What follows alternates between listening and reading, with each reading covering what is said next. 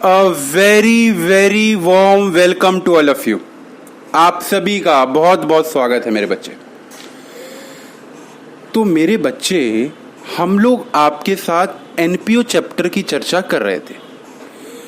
बड़ी सारी बातें करी अब तक हमने एनपीओ में आपके साथ, और आगे भी अभी करेंगे। लेकिन मैं क्या सोच रहा हूं ना कि अब तक जो भी हमने आपको पढ़ाया है एनपीओ में, मैं क्यों ना उसकी आपको एक समरी बना दूं। बोलो। बच्चे कह रहे हैं हाँ सर। तो हम क्या करते हैं ना, हम पहले एक रिवाइज कर लेते हैं कि हमने एनपीओ में क्या क्या पढ़ा है और ये एनपीओ चैप्टर कैसे चलता है। तो आपको ना बेहतर चीजें समझ आने लगेंगी। देखो, सबसे पहले तो मेरे बच्चे, मैंने आपको एनपीओ का मतलब बताया। एनपीओ का मैंने आपको मतलब बताया, ये ऐसी ऑर्गेनाइजेशन होती हैं जिनका मोटिव प्रॉफिट कमाना नहीं है। Organisation not motive, not having motive to earn profit. इनका मोटिव प्रॉफिट कमाना नहीं होता। मैंने आपको बड़े सारे एग्जाम्पल भी बताए थे इसके, जैसे कि मैंने आपको बताया था Bill Gates foundation. Bill Gates foundation, अब बिल गेट्स जो है उसकी एक फाउंडेशन है, वो भी एनपीओ है। मैंने बताया था वैष्णो देवी टेम्पल, मैंने बताया था गुरुद्वारा बंगला साहिब। ठीक है, तो ये मैंने आपको कुछ संस्था के नाम बताए थे। और एक और बताऊं, रिलायंस कंपनी ने बनाई है education and sports for all, ESA, education and sports for all. ये भी आप गूगल पे सर्च करना, तो ये भी एक एनजीओ है। तो ये एनपीओ होता है। अब हमारे सिलेबस में हमारे को जो पढ़ना है वो है एनपीओ की फाइनेंशियल स्टेटमेंट कैसे बनेंगी। एनपीओ की फाइनेंशियल स्टेटमेंट कैसे बनेंगी। तो फाइनेंशियल स्टेटमेंट में मैंने आपको बोला कि हमारे को पढ़नी है 3 चीजें। एक पढ़ना है receipt and payment account. Receipt और पेमेंट अकाउंट के बारे में मैंने आपको बताया था, ये कैश अकाउंट है, ये कैश अकाउंट ही है, लेकिन इसको कैश अकाउंट ना बोल के हम रिसिप्ट और पेमेंट अकाउंट बोलेंगे। इसके अंदर कैश प्लस बैंक की सारी ट्रांजैक्शंस आती है। अगर पैसा आएगा तो डेबिट साइड पे आएगा, डेबिट साइड रिसिप्ट की होती है, और कोई पेमेंट होगी तो हम उसको क्रेडिट साइड रिकॉर्ड करते हैं पेमेंट की। ये रिसिप्ट और पेमेंट अकाउंट ने बताया था। इसके बाद मैंने आपको बताया था एक बनता है इनकम एंड एक्सपेंडिचर अकाउंट। इसका क्या ऑब्जेक्टिव है इस अकाउंट को बनाने का? तो इसका ऑब्जेक्टिव है कि एनजीओ को कितना प्रॉफिट हुआ, ये प्रॉफिट फाइंड करना। हालांकि एनजीओ में केस में हम प्रॉफिट को सरप्लस बोलते हैं, तो सरप्लस ऑब्लिक डेफिसिट फाइंड करना। लॉस को डेफिसिट, प्रॉफिट को सरप्लस। ये अकाउंट भी ऐसे ही बनता है। क्रेडिट साइड इनकम की होती है और डेबिट साइड एक्सपेंस की होती है। ये दूसरा अकाउंट मैंने आपको बताया। और तीसरा मैंने आपको बोला था बैलेंस शीट बनती है, बैलेंस शीट बनती है। और एक क्वेश्चन हमने हमारी वीडियो नंबर 2 जो थी उसके अंदर तीनों अकाउंट, तीनों मतलब रिसिप्ट, पेमेंट, इनकम एक्सपेंडिचर और बैलेंस शीट बना के तीनों चीजें सिखाई थी हमने आपको। अच्छा, इसके बाद एनपीओ में ना कुछ एडजस्टमेंट्स होती हैं जो कि हमें पढ़नी पड़ती हैं। ये एडजस्टमेंट कौन कौन सी होती हैं? ये होती हैं सब्सक्रिप्शन के रिगार्डिंग, कि सब्सक्रिप्शन इनकम कितनी मानी जाएगी। एक होती है फंड बेस्ड अकाउंटिंग। इसके अंदर हमने आपको बताया था कि अगर कोई स्पेसिफिक डोनेशन मिलती है उसका क्या ट्रीटमेंट होगा, स्पेसिफिक डोनेशन अगर कोई आती है इसका क्या ट्रीटमेंट होगा, और उस स्पेसिफिक डोनेशन से अगर हम कोई इन्वेस्टमेंट कर देते हैं तो उसका इंटरेस्ट क्या होता है। ये सब चीजें मैंने आपको यहां बताई थी। और तीसरी चीज जो मैंने आपको बताई थी मेरे बच्चे, वो बतानी है कॉस्ट ऑफ कंज्यूमेबल आइटम। ये चर्चा है जो कि एक तीसरी एडजस्टमेंट है, ये उधारी है, उधार। ये मैंने अभी आपको नहीं बताई। तो एनपीओ चैप्टर का पूरा फ्रेमवर्क मैंने आपको बता दिया, और ये जो तीन एडजस्टमेंट, मेन तीन एडजस्टमेंट हैं, ये भी मैंने आपको बता दी। इस तीन में से अगर मैं आपको बात करूं तो मैंने ये वाली कवर्ड कर दी है आपके साथ, ये वाली कवर्ड कर दी है, और इसके ऊपर आज हम चर्चा करेंगे। तो आपको एक बार फ्रेमवर्क मिल गया, तो आप इसको चाहो ना तो नोट भी कर सकते हो या स्क्रीनशॉट भी ले सकते हो, जो आप लोग लेते हो, ठीक है। तो ये आप इसका ले सकते हो, और ये एडजस्टमेंट्स हैं। अच्छा, अब आज हम लोग क्या करेंगे? सर बताओ सर, आज क्या करेंगे सर? आज हम लोग हमारी तीसरी एडजस्टमेंट की ओर जाते हैं, तीसरी एडजस्टमेंट। और ये तीसरी एडजस्टमेंट करने के बाद हमारी एडजस्टमेंट खत्म हो जाएंगी, फिर हम लोग बड़े वाले क्वेश्चन कर पाएंगे। तो आप मेरी बात समझ रहे हैं? तो आज की एडजस्टमेंट देखना बड़ी ही आसान है और बड़ी ही सरल है। कॉस्ट ऑफ, हेडिंग डालना, consumable item, cost of consumable item. बहुत ही इजी, बेहद आसान। आप लोग एक सेकंड रुकेंगे, मैं एक सेकंड में आया और हम शुरू करते हैं।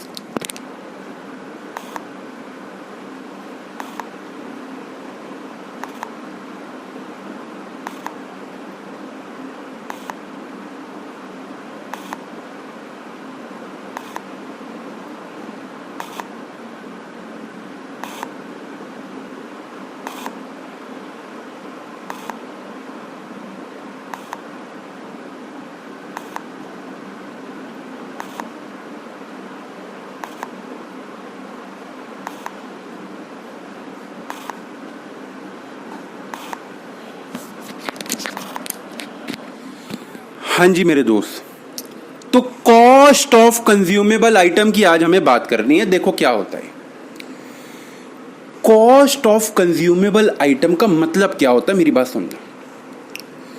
देखो, एनजीओ कई प्रकार के होते हैं। कई प्रकार से कहने का मतलब है, कोई बंदा एनजीओ बनाता है गरीब की मेडिकल फैसिलिटीज को दूर करने के लिए। अगर कोई उसको, गरीब को, किसी भी ऐसे व्यक्ति को, नीडी व्यक्ति को हॉस्पिटल की रिक्वायरमेंट है, तो कई लोग हॉस्पिटल वाले एनजीओ बनाते हैं। कई लोग मंदिर वाले एनजीओ बनाते हैं कि वो, उनको लगता है कि रिलीजियस काम करना चाहिए, तो वो मंदिर वाले एनजीओ बनाते हैं। कई लोग तो धर्मशाला बनाते हैं। आपने देखा होगा, जैसे कि जो रिलीजियस प्लेस होती है, हरिद्वार या अमृतसर, वहां पे ना धर्मशाला होती है, तो वो लोग धर्मशाला बनाते हैं। वो लोग भी क्या कहें, वो लोग भी एनजीओ हैं। तो इन एनजीओ में क्या कोई गुड्स का यूज होता है? क्या कोई एनजीओ में गुड्स का यूज होता है? हर एनजीओ में गुड्स का यूज नहीं होता, ठीक है। हर एनजीओ में गुड्स का यूज नहीं होता, लेकिन बड़े सारे एनजीओ में गुड्स का यूज होता है। जैसे कि मैं बात करूं, एक एनजीओ है हमारे घर के पास, एजुकेशन एनजीओ है, एजुकेशन एनजीओ। उस एनजीओ का क्या काम है, वहां पे आप अपने आप को रजिस्टर्ड करा लो। 100-150 रुपए फीस है वहां की। फर्स्ट से लेकर 10th तक की एजुकेशन वहां गरीब बच्चों को फ्री दी जाती है। मतलब A1 टीचर्स हैं और फ्री एजुकेशन प्रोवाइड हो रही है। बेहतरीन एसी क्लासेस, कोई दिक्कत वाली बात नहीं। आपको बस 100 रुपए की पर्ची कटानी है वहां से, ठीक है। आप उस एनजीओ में रजिस्टर्ड हो गए। अब क्या है, वो एनजीओ आपको सर्विस देता है, और सुनो, पेन, कॉपी, किताबें बच्चों को फ्री में दे रही है वहां पे वो एनजीओ, ठीक है। अब मुझे बात बताओ, उस एनजीओ का क्या खर्चा हो रहा है? जो स्टेशनरी वो बच्चों को दे रहा है, क्या उस एनजीओ का खर्चा हो रहा है? बोलो हाँ। हाँ सर। हमारे को हमारा चैप्टर कहता है, आप हमें ये बताओ, मेरी बात समझना, आपका काम क्या है इस चैप्टर के अंदर? चैप्टर क्या मांग रहा है आपसे? ये तो मैंने रियल लाइफ की बात बताई। अब सुनो, चैप्टर क्या मांगता है हमसे। चैप्टर कहता है आपको यह बताना है कि जो स्टॉक एनजीओ में यूज हो रहा है, इस साल का खर्चा कितना है, इस साल का स्टॉक का खर्चा कितना है, यह हमें निकालना है। इस साल का, करंट ईयर का, मैं यहां पे लिख देता हूं, करंट ईयर का, current year expense of stock. इस साल में स्टॉक कितने का कंज्यूम्ड हुआ, कंज्यूम्ड मतलब खर्च हुआ, वो हमें फिगर बतानी है। अब ये हम कैसे निकालते हैं? तो ये निकालना तो बेहद ही आसान है। ये आपने ना 11वीं में भी पढ़ रखा है, मैं एक बार आपको दिखाऊं। सबसे पहले इस साल कितना माल खर्च हुआ मेरे को ये बताना है, ठीक है। मैंने कहा साल के शुरू में मेरे पास कुछ ओपनिंग स्टॉक था। आपको ओपनिंग स्टॉक दिख रहा है मेरे बच्चे? साल के शुरू में मेरे पास कुछ ओपनिंग स्टॉक था, ठीक है। अब ये ओपनिंग स्टॉक समझो कि स्टेशनरी का है या किसी भी चीज का है। एनजीओ के पास ये ओपनिंग स्टॉक था। एनजीओ ने इसके अंदर प्लस किया, क्या खरीदा? एनजीओ ने और माल खरीदा, परचेज किया स्टॉक। अब क्या एनजीओ का स्टॉक बढ़ गया? पहले ओपनिंग स्टॉक तो था ही, अब माल परचेज और कर लिया तो एनजीओ का स्टॉक बढ़ गया। हां, एनजीओ का स्टॉक बढ़ गया। उसके बाद 31 मार्च को एनजीओ के पास कुछ क्लोजिंग स्टॉक पड़ा था, मैंने उसको माइनस कर दिया। तो क्या मुझे ये पता नहीं लग जाएगा कि मैंने इस साल माल कितने का यूज किया? फॉर एग्जाम्पल देखो, मेरे पास मेरा हैंकी का बिजनेस है, मान लो हैंकी का। मेरे पास 10 लाख पीस हैंकी पड़े हुए थे साल के शुरू में, 10 लाख पीस हैंकी, ठीक है। मैंने साल के बीच में 10 लाख पीस हैंकी और खरीदे। कितने हो गए? 10 लाख ओपनिंग स्टॉक था, 10 लाख पीस और खरीदे तो कितने हो गए? टोटल 20 लाख पीस हैंकी हो गए। 31 मार्च को मेरे पास केवल 5 लाख पीस हैंकी बचे हैं। तो क्या मुझे बता दोगे मैंने कितने माल सेल कर दिया? कितने माल की सेल कर दी? तो आप कहोगे 20 लाख था, 10 लाख ओपनिंग, 10 लाख परचेज किया था, और क्लोजिंग कितना बचा है? 5 लाख। तो आपने यूज कितना किया? सेल कितना किया? सेल किया 15 लाख।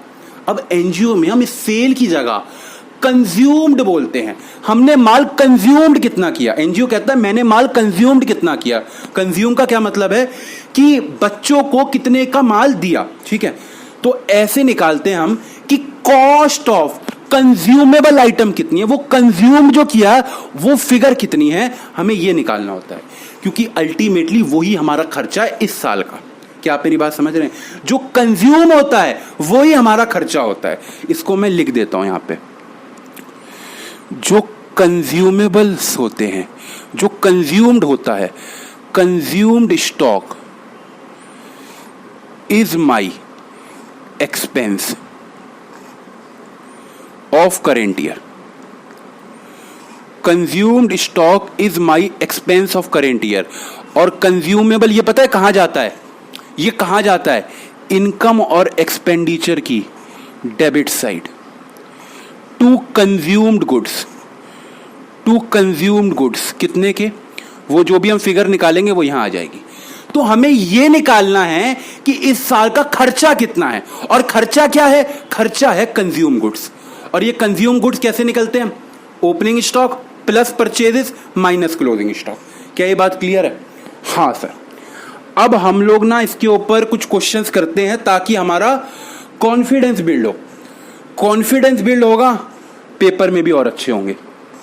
आओ सारे के सारे बच्चे क्वेश्चन देखेंगे। हमारे टॉपिक का नाम भी क्या है? Calculation of the amount of consumable item. कितना माल कंज्यूम्ड कर लिया उसका अमाउंट निकालना, ठीक है। आओ देखो, कहता है on the basis of information given below, ठीक है, कैलकुलेट करो the amount of medicines to be debited to income and expenditure account of good health. देखो थोड़ी रियल लाइफ की बात बता रहा हूं, पेपर के लिए इंपॉर्टेंट नहीं है, रियल लाइफ के लिए। आपको क्या समझ आ रहा है ये एनजीओ किस टाइप का एनजीओ होगा? ये एक हेल्थ इंडस्ट्री का एनजीओ है। मतलब कि यहाँ पे गरीबों का मेडिकल फैसिलिटीज का इलाज हो रहा है, दवाइयों का इलाज हो रहा है। तो ये आप थोड़ा देखो, ये देखो क्या लिखा है, गुड हेल्थ एनजीओ, ये एनजीओ का नाम है। और यहाँ पे क्या लिखा है, आपको ये बताना है कि का खर्चा इस साल कितना हुआ।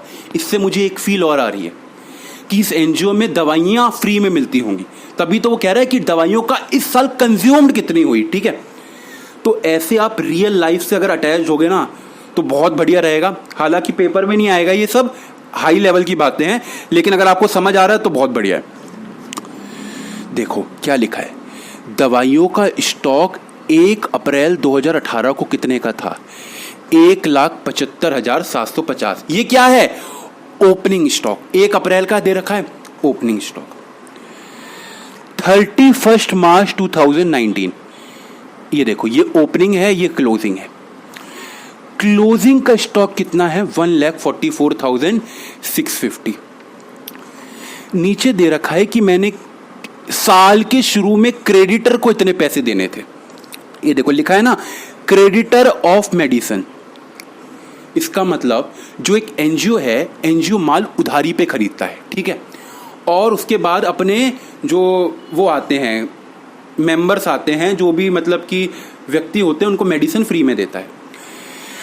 क्रेडिटर 15,06,900 के हैं साल के शुरू में, ओपनिंग क्रेडिटर मतलब 15,06,900 एनजीओ ने क्रेडिटर को देने हैं। 18,20,700 क्लोजिंग है, मतलब साल के एंड में मैंने क्रेडिटर को इतने देने हैं। कहता है medicines purchased during the year ended 31 March 2019 वर ₹60,80,700। ये मैंने मेडिसिन परचेज करी। मुझे बात बताओ, क्या क्रेडिटर की कोई काम है हमको इस क्वेश्चन में? क्या मैंने आपको ये जो फॉर्मूला बताया कि कितना माल कंज्यूम्ड कर दिया, इसमें मैंने कुछ क्रेडिटर का रोल बताया आपको? मैंने क्रेडिटर का कोई भी रोल नहीं बताया। मैंने क्या कहा, ओपनिंग स्टॉक, जितना माल आया उसको प्लस कर दो, जितना गया माइनस कर दो, हमारा माल कंज्यूम्ड आ जाएगा। तो क्या क्रेडिटर का कोई यूज है? क्रेडिटर का कोई भी यूज नहीं है हमारे पास। देखो ओपनिंग स्टॉक दे रखा है, मैंने यहां पे लिख दिया ओपनिंग स्टॉक। ओपनिंग स्टॉक कितना है, 1,75,750। 1,75,750 मैंने ओपनिंग स्टॉक लिख दिया। इसमें मैं क्या ऐड करूंगा, कितना माल परचेज किया, मैंने इसके अंदर परचेजेस जोड़ दी। क्वेश्चन में परचेजेस दे रखी है, मेरे क्या कह रहा है, मेडिसिन परचेज एडजस्टमेंट में दे रखी है ये कि इस साल मेडिसिन कितनी परचेज करी आपने, 60,80,700। 60,80,700 ये मेरी मेडिसिन परचेज आ गई। अब क्या करते हैं, साल के एंड में क्लोजिंग स्टॉक कितना बचा है? क्लोजिंग स्टॉक दे रखा है 1,44,650 less closing stock. Closing stock, closing stock कितना है, 144,650 माइनस कर दूंगा 144,650, ये मैंने कर दिया दोस्त माइनस। तो क्या आप मुझे अब बता देंगे कि इस साल माल कितने का कंज्यूम्ड हुआ? हाँ आओ, ओपनिंग था 1,75,750, ओके, प्लस किया 60,80,700 प्लस माइनस क्लोजिंग में कितना है 1,44,650, ये आ गया हमारे पास 61,11,800। ये आ गया कंज्यूमेबल गुड्स, कितना माल आपने कंज्यूम्ड किया, कितना माल आपने कंज्यूम्ड किया, ये आ गया 61,11,800। ठीक है, अब मेरी बात सुनना, ये क्रेडिटर की इंफॉर्मेशन क्यों दे रखी है उसने आपको? हमारा आंसर तो आ गया, देखो मैच भी कर गया, आंसर जो यहाँ लिखा है मैच भी कर गया। क्रेडिटर की इंफॉर्मेशन क्यों दे रखी है? देखो क्रेडिटर की इंफॉर्मेशन से ना आप एक चीज निकाल सकते हैं, आपको पता है कभी कभार क्वेश्चन ये बोल सकता है, हालांकि ये वाला क्वेश्चन ना सीए फाउंडेशन में आता है, आपके पेपर में नहीं आता, लेकिन आप ना मेरी बात समझिए एक बार। ये मेरे को क्रेडिटर की इंफॉर्मेशन है, ठीक है, अब ध्यान से देखना। अगर मैं आपको क्रेडिटर अकाउंट बनाऊं, क्रेडिटर अकाउंट बनाऊं, ठीक है, क्रेडिटर अकाउंट क्रेडिटर अगर मैं अकाउंट बनाऊं तो मुझे ये पता है क्रेडिटर को स्टार्टिंग में कितने पैसे देने थे, ओपनिंग में क्रेडिटर को कितने पैसे देने थे। देखो लिखा हुआ है 15,06,900, 15,06,900 ये क्रेडिटर को पैसे देने थे, ठीक है। और लिखा है लास्ट में कितने देने हैं, 18,20,700। तो इसको मैं यहां पे लिख दूं टू बैलेंस CD 18,20,700, 20,700।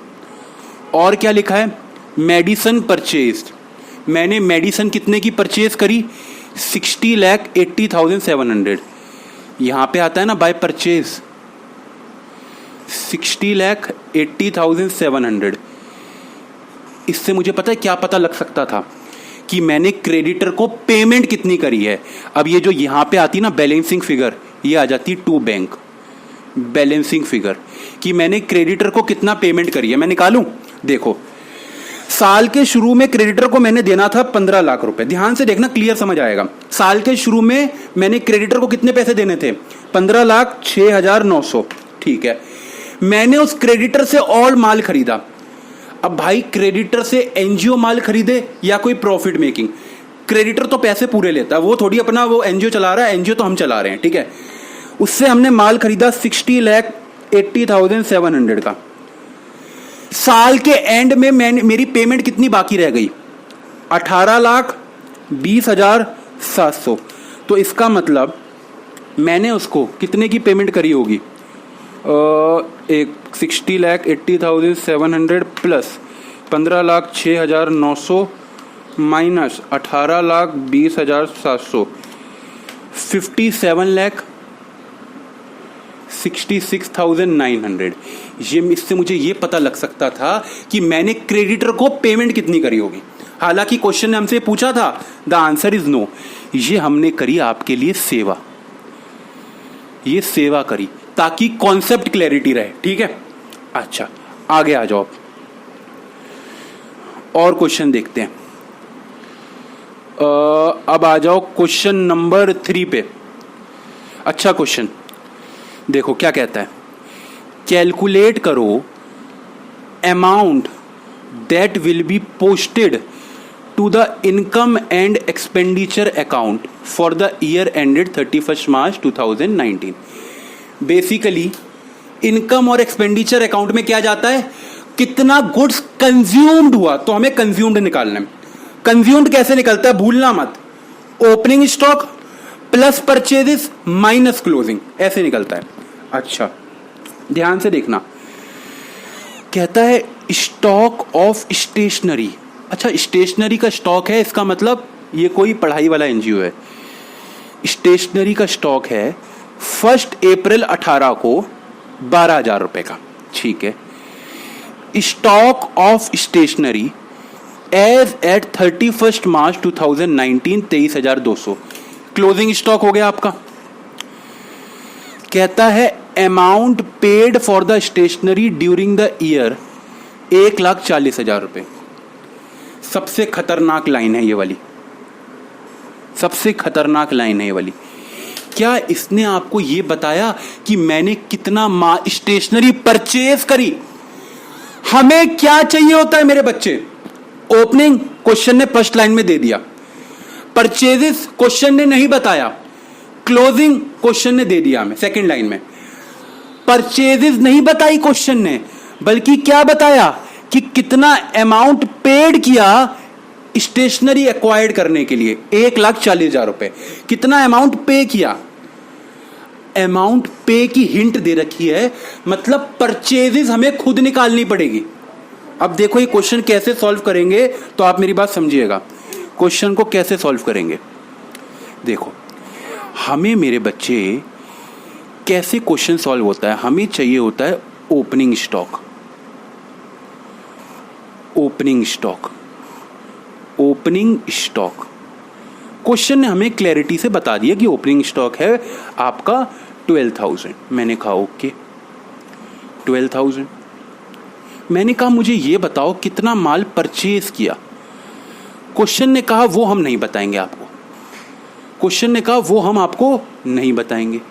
मैंने कहा क्वेश्चन अगर आप वो नहीं बताओगे तो मैं कंज्यूमेबल कैसे निकाल पाऊंगा। मैंने कहा ये बताओ कि मैंने कितना माल लास्ट में क्लोजिंग बचा हुआ है मेरा। तो क्वेश्चन ने कहा हाँ वो बता दूंगा मैं।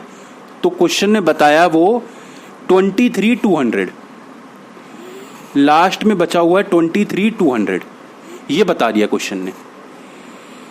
अब यहां पे मेरा आता था कंज्यूम्ड गुड्स कितने हुए। अब मेरे पास ये वाली फिगर भी नहीं है, अब इसमें ये जोड़ के ये माइनस करके तब ये आती है। मेरे पास दो आइटम नहीं है, तो इसका मतलब मैं कंज्यूम्ड गुड कैसे निकालूं। अब देखो क्वेश्चन ने आपको ना इंफॉर्मेशन दे रखी है। क्या दे रखी है कि आपने स्टेशनरी के लिए अमाउंट कितना पे किया इस साल। देखो मैं कैसे काम करूंगा, मेरे को ना क्रेडिटर का अकाउंट बनाना पड़ेगा। क्रेडिटर का अकाउंट बनाना पड़ेगा। पिछले क्वेश्चन में नहीं बनाना था, वहां पे परचेज की फिगर दे रखी थी, यहां बनाना पड़ेगा क्योंकि यहां परचेज नहीं दे रखा। अब मैं परचेज कैसे निकालूंगा, देखो मैं कहूंगा क्रेडिटर को स्टार्टिंग में कितने पैसे देने हैं, बाय बैलेंस बीडी। जल्दी से बताओ क्रेडिटर को ओपनिंग में कितने पैसे देने हैं, 25,600। ये ओपनिंग बैलेंस है, मैंने इसको यहां लिख दिया। क्रेडिटर को लास्ट में कितने पैसे देने हैं, टू बैलेंस सीडी, लास्ट में देने हैं 24,000, मैंने इसको यहां लिख दिया। करेक्ट है। क्वेश्चन ने यह भी बताया कि आपने अमाउंट पेड कितना किया। बेटा याद रखना, आप पेमेंट हमेशा क्रेडिटर को करते हो, पेमेंट हमेशा क्रेडिटर को करते हो। तो आपने पेमेंट क्रेडिटर को कितनी करी, क्रेडिटर को पेमेंट करिए तो यहां आएगी टू बैंक 1,40,000 की। तो क्या आप मुझे ये नहीं निकाल सकते बाय परचेजेस बैलेंसिंग फिगर कितनी होगी। मैंने क्रेडिटर से इस साल कितने का माल खरीदा होगा ये मुझे पता लग जाएगा। आप मेरा गेम समझ रहे हैं। ये 25,600 मैंने पेमेंट करनी थी साल के शुरू में, मैंने साल के बीच में 1,40,000 दे दिए और बल्कि लास्ट में 24,000 रुपए देने बाकी भी हैं। मतलब कि टोटल पेमेंट 1,64,000 की बन रही है, जिसमें से 25,600 ही ओपनिंग था। 1,64,000 माइनस 25,600, इसका मतलब मैंने माल जो खरीदा होगा वो आया 1,38,400 का। अब ये वाली फिगर अगर मैं यहां डाल दूं, ये मुझे पता लग गई। अब 1,38,400, 1,38,400। अब क्या मेरा क्लोजिंग नहीं आ जाएगा। कंज्यूम्ड गुड्स 12,000 ओपनिंग में था, 1,38,400 के मैंने गुड्स खरीदे, माइनस 23,200, इसका मतलब ये आ गया 1,27,200, 1,27,200। क्या आपको बात समझ आई। अगर परचेज नहीं दे रखा होता तो आपको क्रेडिटर का अकाउंट खोलना पड़ेगा।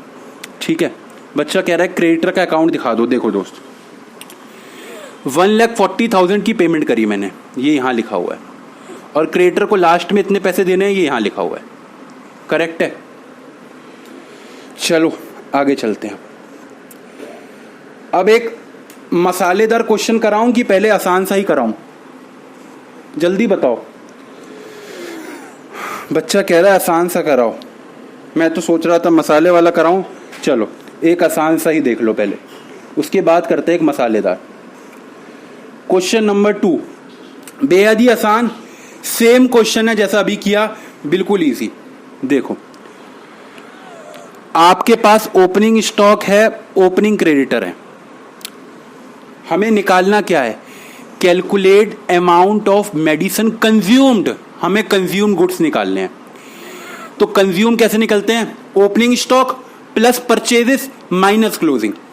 तो ओपनिंग स्टॉक गिवन है, क्लोजिंग स्टॉक भी गिवन है, पर परचेजेस गिवन नहीं है। परचेजेस के लिए पता है क्या दे रखा है, opening creditor, payment to creditor, closing creditor. तो परचेजेस भी आ जाएंगी। सेम क्वेश्चन ही है जैसा अभी किया, जल्दी से कर देते हैं। आ जाओ। सबसे पहले मुझे चाहिए होता है ओपनिंग स्टॉक, उसके बाद मैं इसके अंदर जोड़ता हूं परचेजेस, फिर मैं माइनस कर देता हूं क्लोजिंग स्टॉक, तो मेरा आंसर आ जाता है कि मेरा कितने गुड्स कंज्यूम्ड हुए, कंज्यूम्ड कितने हुए। तो ओपनिंग स्टॉक कितने का है? 1 लाख रुपए का। ठीक है जी। परचेजेस की कोई इंफॉर्मेशन नहीं है। क्लोजिंग स्टॉक दे रखा है क्या? हाँ, क्लोजिंग दे रखा है 1,50,000। अच्छा, परचेजेस निकालना पड़ेगा। अब ये निकालना पड़ेगा हमें। ये मैं निकालता हूं वर्किंग नोट नंबर 1 में। तो वर्किंग नोट की तरफ बढ़ते हैं। चलो, वर्किंग नोट नंबर 1, ये मैं निकाल रहा हूं आपका क्रेडिटर। ठीक है, ये आ गया बाय बैलेंस बीडी। कितना आएगा? क्रेडिटर को ओपनिंग में कितना पैसे देने थे? तो ओपनिंग में क्रेडिटर को देने हैं 90,000 रुपए। क्रेडिटर अकाउंट क्यों बनाया जाता है?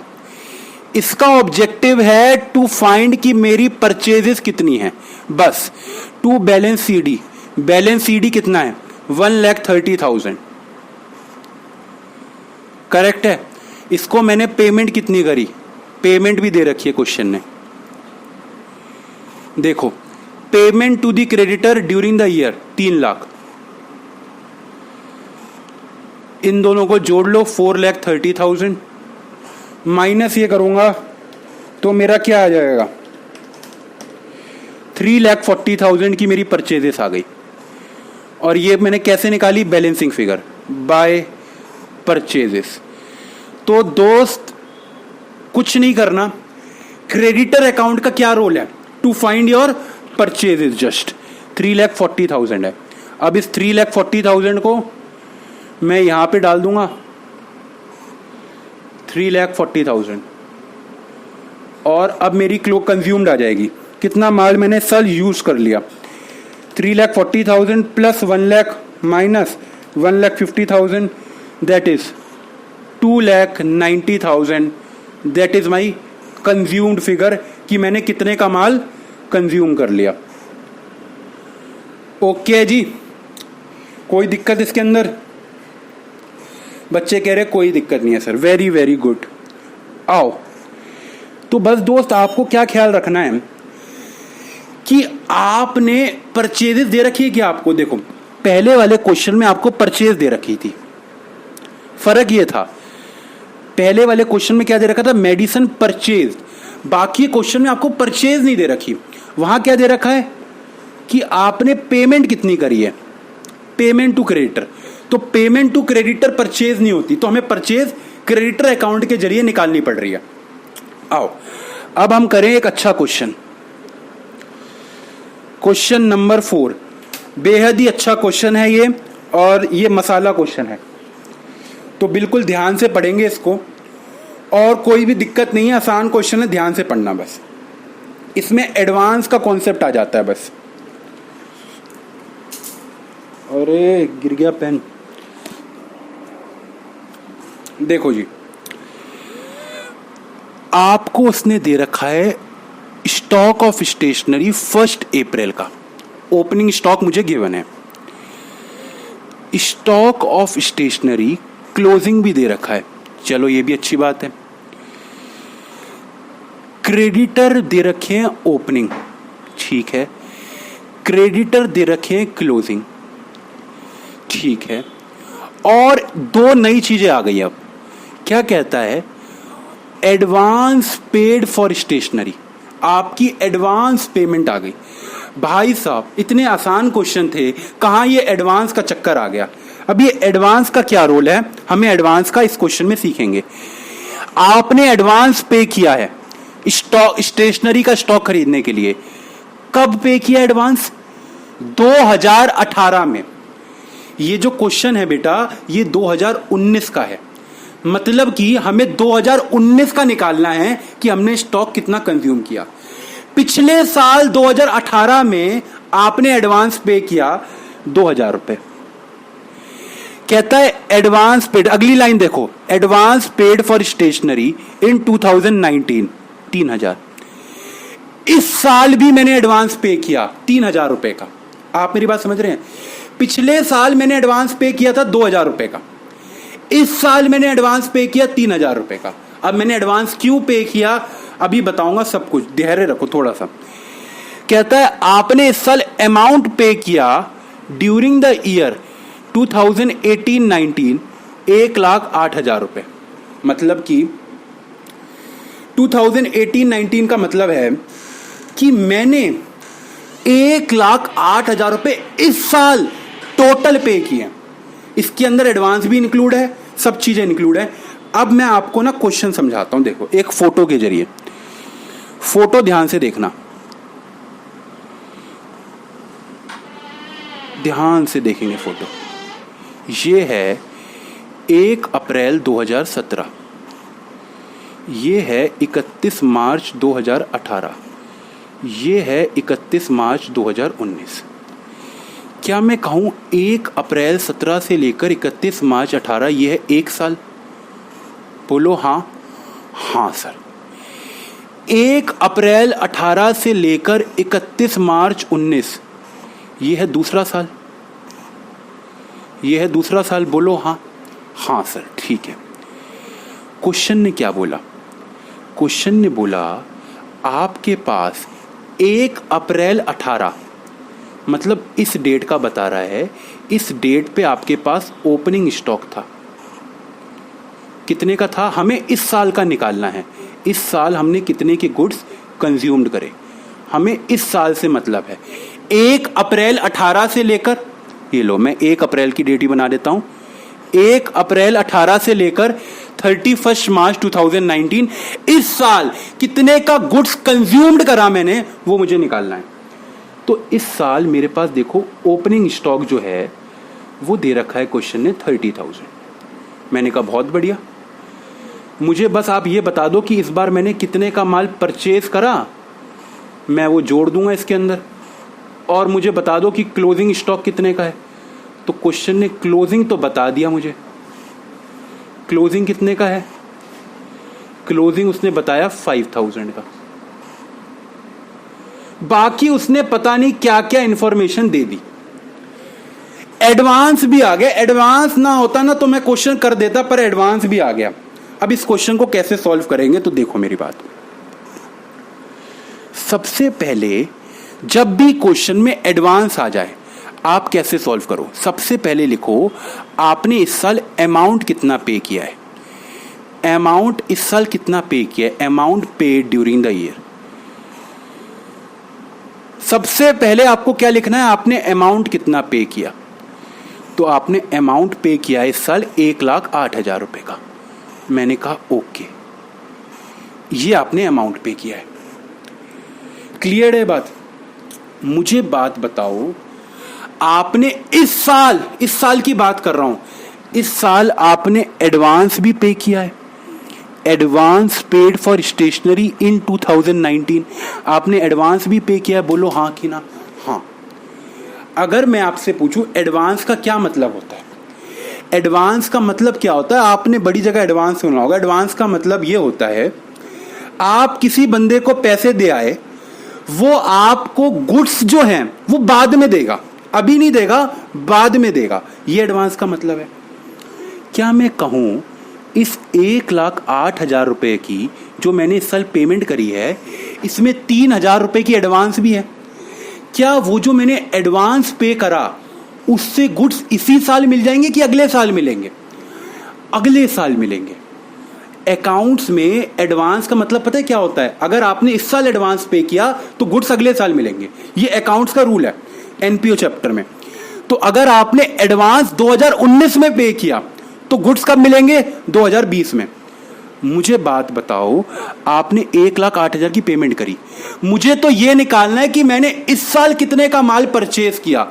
तो ये जो 3,000 की पेमेंट मैंने करी, ये अगले साल के गुड्स की करी, ये करेंट ईयर के गुड्स की पेमेंट नहीं करी मैंने, ये अगले साल के गुड्स की पेमेंट करी। तो इसको मैं हटा दूंगा, less advance paid in 2019 current year.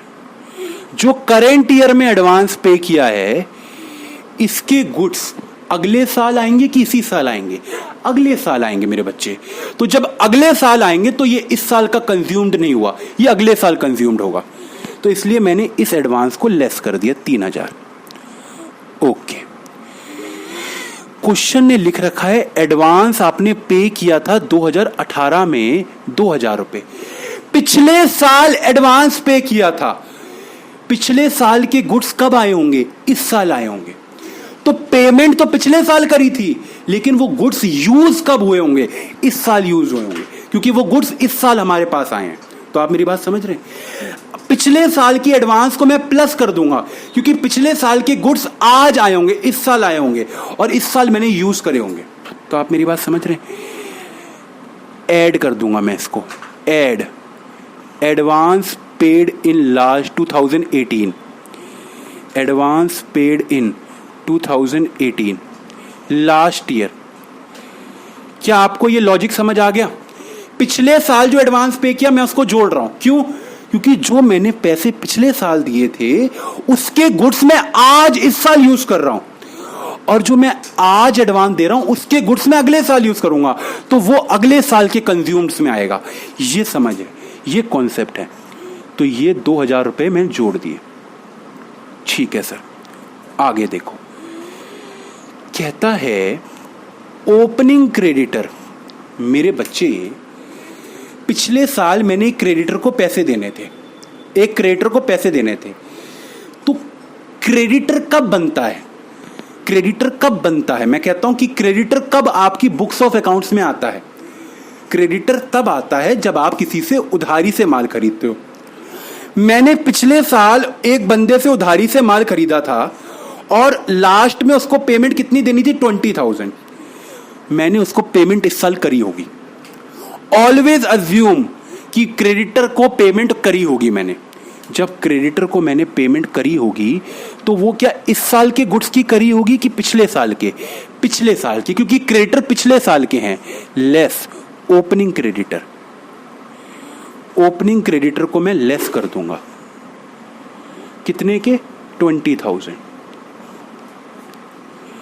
और मुझे बात बताओ, ये जो क्रेडिटर दे रखे हैं क्लोजिंग वाले, क्लोजिंग क्रेडिटर का क्या मतलब है?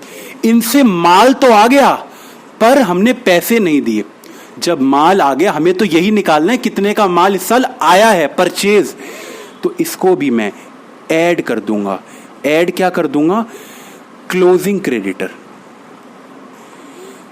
ये सब करने के बाद कितने कितने के आ गए क्लोजिंग क्रेडिटर? 13,000। इसको मैं ऐड कर दूंगा। ये करने के बाद मुझे पता लग जाएगा कि मैंने इस साल कितने का गुड्स परचेज करे हैं। परचेज करे हैं तो कितने के परचेज करे हैं? 1,08,000 plus minus 3,000 plus 2,000 minus 20,000 plus 13,000। मैंने गुड्स परचेज करे हैं 1 लाख रुपीस के। लेकिन मुझे क्या निकालना होता है? कंज्यूम्ड निकालना होता है। तो कंज्यूम्ड कैसे निकलता है? Opening stock plus purchases minus closing stock, minus closing stock. Purchases तो मेरे पास आ गया 1 लाख। ठीक है, ओपनिंग क्या गिवन है? हाँ 30,000। क्लोजिंग क्या गिवन है? हाँ 5,000। 5,000 क्लोजिंग है। तो कैन यू टेल मी, ये आ जाएगा 1,30,000 माइनस 5,000, 1,25,000। 1,25,000 ये मेरा आ गया कंज्यूम्ड। तो मेरे बच्चे, अगर मैं आपको कहूं जब भी क्वेश्चन में एडवांस होता है तो एडवांस के केस में हम परचेज कैसे निकालते हैं, तो मैं ना उसका फॉर्मेट बना देता हूं आपको। सबसे पहले आप ये देखो कि आपने इस साल अमाउंट कितना पे किया है। अमाउंट पेड आप यहां लिख लो। जो लास्ट ईयर एडवांस पे किया होगा उसके गुड्स इस साल आए होंगे, तो वो इस साल के परचेज है। Add advance of last year, advance of last year को ऐड कर लो। ठीक है। जो मैंने इस साल एडवांस पे किया है उसके गुड्स अगले साल आएंगे, तो वो मैं लेस कर दूंगा, वो इस साल कंज्यूम नहीं हो पाएंगे। Advance of current year. अच्छा, मुझे बात बताओ, जो ओपनिंग क्रेडिटर है, ओपनिंग क्रेडिटर को मैं इस साल पेमेंट करूंगा, जब इस साल पेमेंट करूंगा तो वो क्या इस साल के गुड्स मेरे को दे रहा है? ओपनिंग क्रेडिटर का मतलब है पिछले साल वो गुड्स दे चुका है, मैं इस साल पेमेंट करूंगा, तो ओपनिंग क्रेडिटर की जो मैंने पेमेंट करी है लेस कर दूंगा ओपनिंग क्रेडिटर, और क्लोजिंग क्रेडिटर को मैं ऐड कर देता हूं, क्लोजिंग क्रेडिटर को मैं ऐड कर देता हूं। तो ये एक फॉर्मेट होता है, इससे आप परचेज की फिगर निकाल सकते हो कि आपने कितना माल परचेज किया। बोलो, क्या एक क्वेश्चन और करा दें ऐसे ही सेम सा, ताकि पूरे प्रैक्टिस हो जाए? एक क्वेश्चन और करा दें? हाँ सर करा दो। चलो जी, ये लो, ये रहा क्वेश्चन। कहता है from the following information of NPO show sports material. ये कोई एनजीओ है स्पोर्ट्स वाला, ठीक है, स्पोर्ट्स मटेरियल कंज्यूम निकालना है मुझे। तो मेरे पास क्या है, ओपनिंग स्टॉक है, क्लोजिंग स्टॉक है। चलो तो बहुत बढ़िया बात है। परचेजेस चाहिए अब तो बस। परचेजेस के लिए ओपनिंग क्रेडिटर है, क्लोजिंग क्रेडिटर है, ओपनिंग एडवांस, क्लोजिंग एडवांस, और कहता है पेमेंट करिए आपने स्पोर्ट्स मटेरियल के लिए during the year 1,02,000। There was no cash purchase made. आओ, बड़ा इजी क्वेश्चन है, आओ करें। हम कंज्यूम्ड कैसे निकालते हैं? कंज्यूम्ड के लिए मुझे चाहिए होता है ओपनिंग स्टॉक,